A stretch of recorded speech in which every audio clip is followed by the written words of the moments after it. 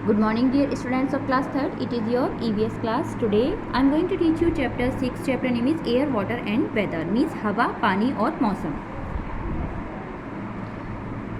Now let's start the chapter. Like food, air and water are also basic need for all living beings. जितनी भी सजीव वस्तुएं हैं, सजीव हैं, उनके लिए भोजन की तरह हवा और पानी भी मूलभूत आवश्यकताएं हैं.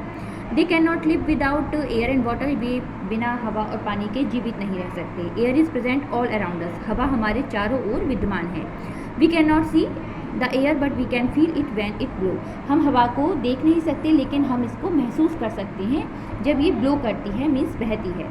बिसाइड्स एयर, हवा के अतिरिक्त water is a precious liquid on the earth. पानी भी एक बहुमूल्य लिक्विड है पृथ्वी पर.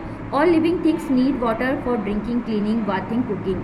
जितने भी सजीव हैं उनको पानी की आवश्यकता ड्रिंकिंग, पीने के लिए, क्लीनिंग करने के लिए, बाथिंग, नहाने के लिए और कुकिंग करने के लिए होती है. About 3/4 parts of the earth is covered with water.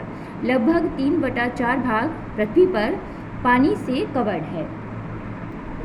Now air. Air means हवा. Air is all around us. हवा हमारे चारों ओर है. We can not see it, हम इसे देख नहीं सकते, but we can feel the air when it move और ब्लो. लेकिन हम हवा को महसूस कर सकते हैं जब ये चलती है या बहती है. Moving air is called wind.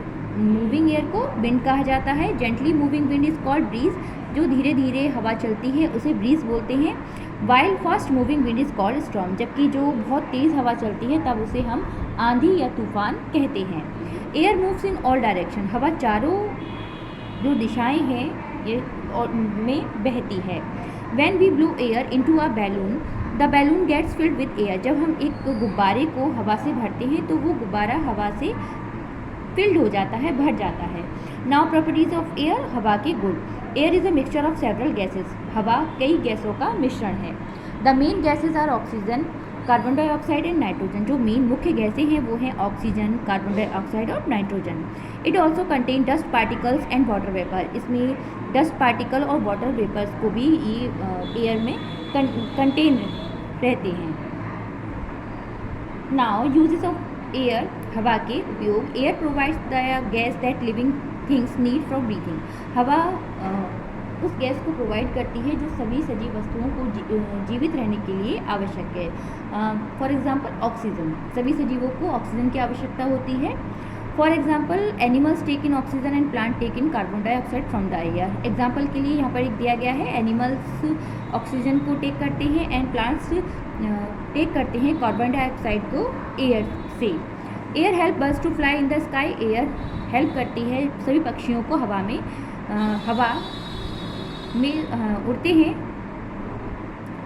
Now air also dries our clothes faster. हवा हमारे कपड़ों को बहुत तेज़ी से सुखाती है. Cool air makes us comfortable during summer. गर्मियों के दिनों में जो ठंडी हवा चलती है वो हमें एक आराम पहुंचाती है.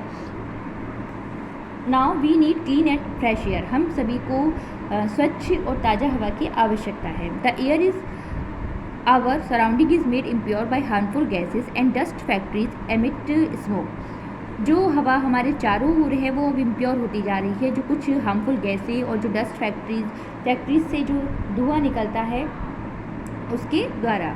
Motor vehicles burn fuel like petrol, diesel and emit harmful gases. Motor vehicles जितने भी हैं वो बर्न करते हैं फ्यूल जैसे कि पेट्रोल, डीजल और हार्मफुल गैसेस जो हवा में मिलकर उसको प्रदूषित कर रहे हैं.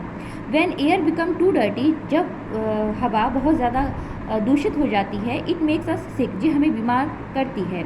विद इलनेस लाइक कफ, जैसे कि कफ, एस्थमा और अन्य बीमारियाँ. नाउ वाटर मीन्स पानी. All living things need water to survive. सभी सजीवों को पानी की आवश्यकता होती है जीवित रहने के लिए. We use water for various purpose like drinking, washing, cleaning, bathing etc. हमें पानी जो विभिन्न हमारे पर्पज़ हैं उसके लिए आवश्यक होता है, जैसे कि ड्रिंकिंग पीने के लिए, वॉशिंग करने के लिए, क्लीनिंग करने के लिए और बाथिंग के लिए. Water is present in all the three forms in nature as ice on mountain, as water in river, ocean, lake and as water vapor in air.